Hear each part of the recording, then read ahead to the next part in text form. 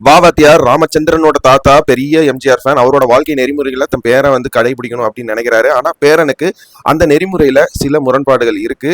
இவங்க ரெண்டு பேருக்கு நடுவுல இருக்கிற அந்த ஒரு கருத்து முரண்பாடை எப்படி காட்டுறாங்க அப்படிங்கறதான் இந்த வாவாத்தியார் படத்தோட ஒரு சின்ன பேஸ் பிளாட். இந்த வாவாத்தியார் ஸ்பாய்லர் ஃப்ரீ ரிவ்யூக்கு போறதுக்கு முன்னாடி எல்லாருக்கும் இனிய பொங்கல் தின நல்வாழ்த்துக்கள்.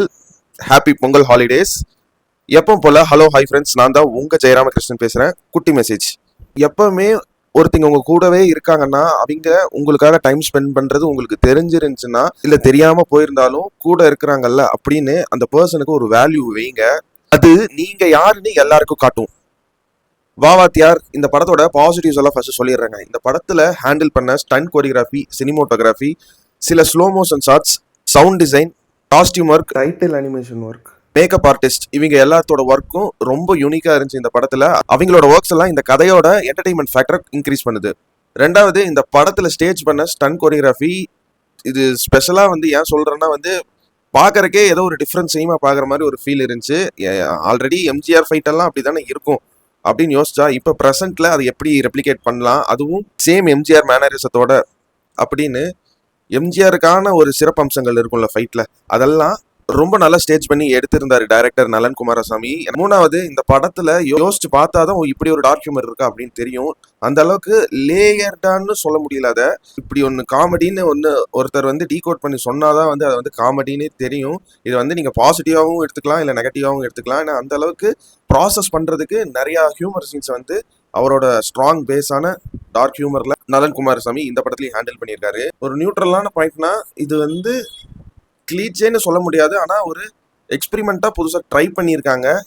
ஓகே, இதெல்லாம் இந்த வாவாத்தியார் படத்தோட ஒரு பாசிட்டிவ் நியூட்ரல் பாயிண்ட்ஸ். நெகட்டிவ் அப்படின்னு வந்தீங்கன்னா கதை வந்து எனக்கு தெரிஞ்சு எலிவேஷன் பார்த்தா இதெல்லாம் எலிவேஷனா இருக்குன்னு எழுதி நிறைய சீன்ஸ் எடுத்திருக்காங்க. ஆனா எனக்கு பர்சனலா ஒரே ஒரு சீன் மட்டும் பயங்கரமா எலிவேட் ஆச்சு, நல்லாவும் ஒர்க் ஆச்சு. அந்த சீன் நல்லா ஸ்டேஜ் பண்ணியிருந்தாங்க.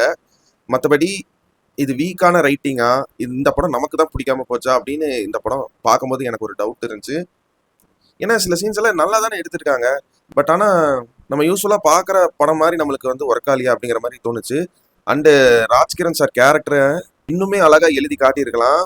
கதையில் எம்ஜிஆர்னு ஒருத்தர் இருந்தால் நம்பியார்னு ஒருத்தர் இருக்கும். அந்த வில்லன் கேரக்டரை இன்னுமே பவர்ஃபுல்லாக எழுதியிருக்கணும். அந்த வில்லன் ஃபீலே வரல படத்தில்.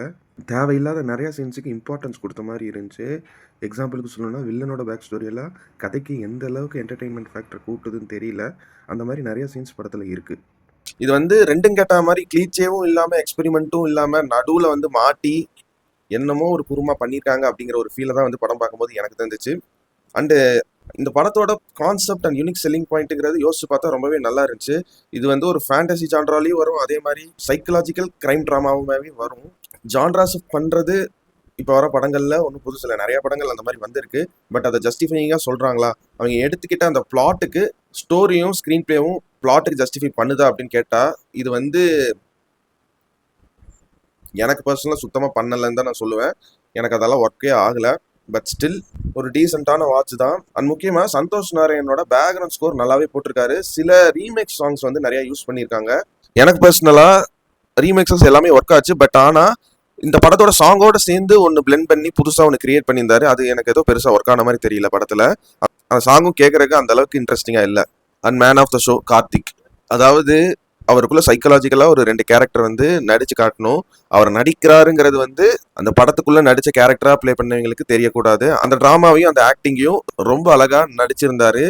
பட் அது எல்லாமே ஒரு எக்ஸ்பெரிமெண்ட் ஃபெயிலியரா போனதை படம் பார்த்து முடிக்கும் போது எனக்கு ஃபீல் ஆச்சு. மற்றபடி இந்த படத்தை பற்றி இன்னும் டீட்டெயில்டாக பேசணும்னா நான் வந்து ஸ்பாயில் பண்ணி தான் பேசுகிற மாதிரி இருக்கும். ஸோ எல்லாத்தையுமே வந்து ஸ்பாயிலர் இல்லாமல் கவர் பண்ணிட்டேன்னு நினைக்கிறேன். அண்ட் இந்த வாவாத்தியார் படத்துக்கு என்னோட ரேட்டிங் என்னன்னு கேட்டிங்கன்னா 100க்கு ஒரு 40 மார்க்ஸ் தருவாங்க. வாவாத்தியார் எ கிளீச்சேட் எக்ஸ்பெரிமெண்டல் ஃபெயிலியர். அண்ட் நான் உங்களை இதே மாதிரி இன்னொரு சூப்பரான வீடியோவில் சந்திக்கிற வரைக்கும் எல்லாருக்கும் இனிய பொங்கல் தின நல்வாழ்த்துக்கள் அண்ட் ஹாப்பி பொங்கல் ஹாலிடேஸ். நீங்களும் நல்லா இருங்க, எல்லாரையும் நல்லா வச்சிருங்க. அவ்வளோதாங்க விஷயம். நன்றி, வணக்கம், பாய் பாய். நான் வரேங்க.